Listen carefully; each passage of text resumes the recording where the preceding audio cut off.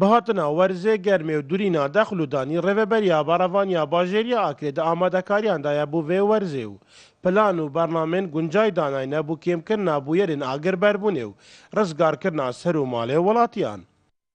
خو آماده کردن بو ورزه هاوینیان کو ورزه درینه ام پیشه که ما کمبون دگل جناب قایم مقایمی کرد داینه دگل جناب ریوبری ما همی بنگیت مواتین آگاه دار کردن ریوبری اوقاف آکره هاتی آگاه دار کردن به نصر و کافرمی که او لرکن منبرین خویان کو لروجن هینی نافوتارن خدا بحث بکن ما همو سردان همو قطاب خانان کریا که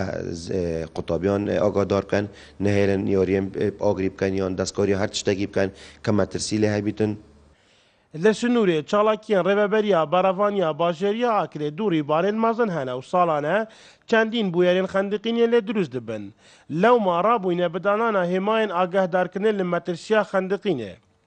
Her wiha bu ev sal e dê 14 tîmên 24 demjimêriyên agirvemrandinê jî dê di xizmeta welatiyan de bin li Sinûrê her du qezayên Akrê û Berdereş û nahiya Qeslûk û Kelekçî. بله ما 14 مفرزه داناینه السنور قضا آکره و بردارش و هر دو ناحیه کلکچه و قصروکه اف مفرزه 24 دمجمه را دلجه خوبن تبدیلات واید هند شفت دینا گورین هر شش پولیس 8 ساعت ها دب وی کار رابطه کواتا دی بیتا 24 دمجمه را اف پولیست ما الدلوان جید خو آماده بن لینا ما آموزندک ارین ماید هین هم رابطه چه کنه هندک بوستر ما هم هنگی کریت گل هاتو چوا آکره که اف ترومپیلا هندک پوستر سروان بلاف بکن Di heftiya êkiyavê me hê 16 rîdan dirûst bûyne û ji wan jî du xanî û dukanek hatîne sotin. الوی هفته بوری ما 16 ریدان هبوینه الوان 16 ریدان دیشم بیجم 10 ریدان پیشو پلغ بوینه ارست الورزی هاوینه دست بکریان کو گیا برف حشکاتی تچیتن و ما 6 ریدان هبوینه الوان 6 ریدان دو ریدان